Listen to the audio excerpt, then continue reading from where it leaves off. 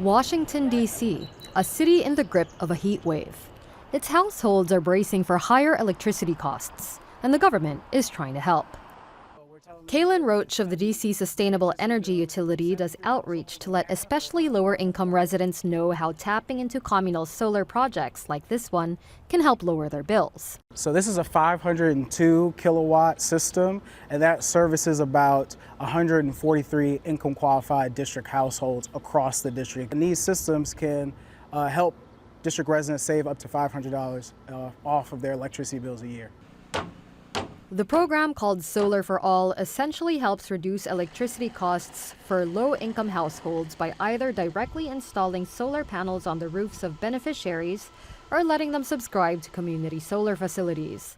The D.C. Sustainable Energy Utility says the aim is to get a 50% reduction in energy bills for 100,000 households by 2032. I especially like community solar because it really throws open the doors access-wise.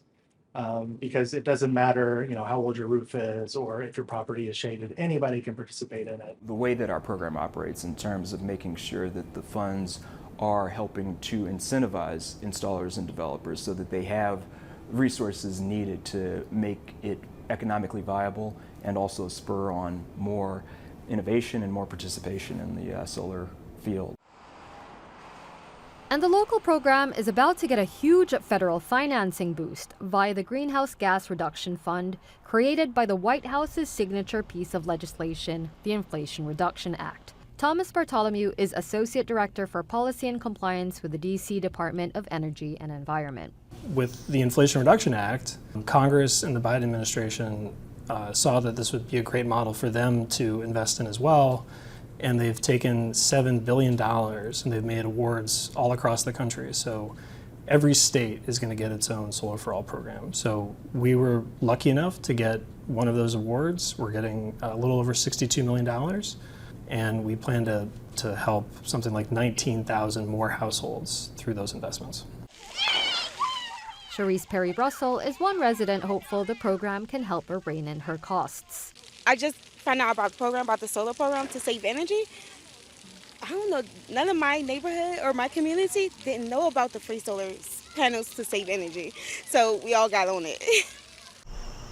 The neighborhood's residents mostly acknowledge there is help available, but say more can be done. I know they got programs for, to help people. They do stuff, but I feel like some people can't get to them programs and some people don't have enough money to do what they need to do. But a little bit more can help out. They do help you with electricity, utilities, but no, they're not doing enough to keep them down as far as a steady rate. Legislation that would step up these forms of assistance is not without its critics. Presidential candidate Donald Trump has vowed to reverse the Inflation Reduction Act. It's certainly a possibility, given what candidate Trump has said about these and other programs. Well, Congress and the president can always change the laws. That is how that all works. I do think that the idea behind the Inflation Reduction Act is a really good idea, and the idea of incentivizing clean energy. And I think it's hard to defeat a good idea in the end. In this election, it will be up to voters to decide what is a good idea and who has them. Charisse Perry-Russell says she's undecided. Oh, nope. I'm doing my research as they come. I'm doing my research as they come. After a scorching summer of campaigning sets up the election in the fall, many here hope solar is here to stay, whatever the political weather. Subscribe to Oneindia channel and never miss an update.